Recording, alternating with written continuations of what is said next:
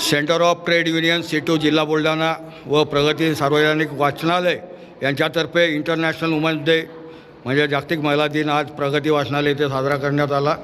त्याच्यामध्ये जे पुरस्कार प्राप्त जे आहेत ताई शोभा धर्मराज जाधव यांनासुद्धा आज ज्या कष्टकरी स्त्रिया आहेत, अंगणवाडी सेविका, आशा वर्कर्स आहेत, त्यांच्यामध्ये उल्लेखनीय कामगिरी करणाऱ्या ज्या आहेत त्या ताईंचा सत्कार करण्यात आला। तर त्यांची जी कथा आहे त्यांची स्टोरी आपण ऐकून घेऊया। जय भीम बोला। माझ्या जीवनात बोला।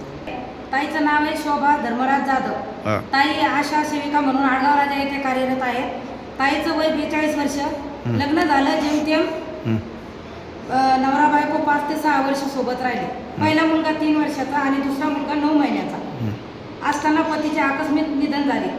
पती निधनानंतर 2 मुलं आणि सासू सासरे भोळसर दीर, लग्नाला आलेली नणंद आणि ताई स्वतः एकूण 7 जणांचं कुटुंब। ताई कशीबशी दुःखातून सावरत तिला आशा सेविका म्हणून नियुक्त करण्यात आले। नंतर ताईचा संघर्ष सुरू झाला। मानधन तत्वावर काम करत लेकरं सांभाळणं, घरप्रपंच चालवणं, पावायचं वय आणि सासरे म्हातारे सगळं भार ताईवर आलेला।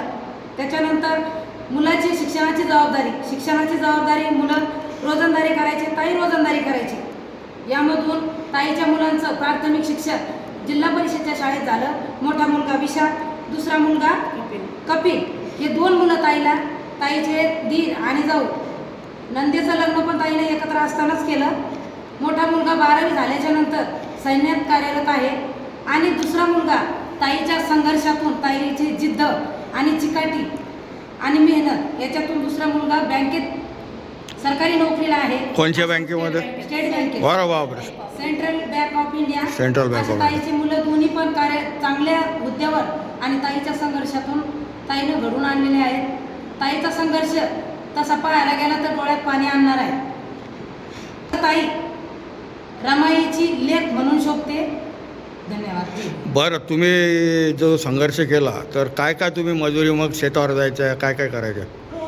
मोलमजुरीच करायची सारी। मोलमजुरी? शेती बिती काही नाही। बरं, नाही लोकांच्या शेतीवर। शेतीवर मोलमजुरी करू। हां, ठीक।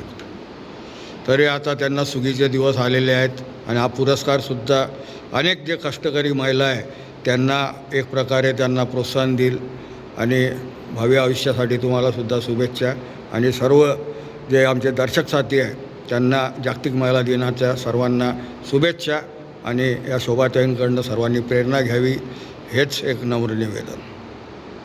जय भीम, जय संविधान, जय भारत।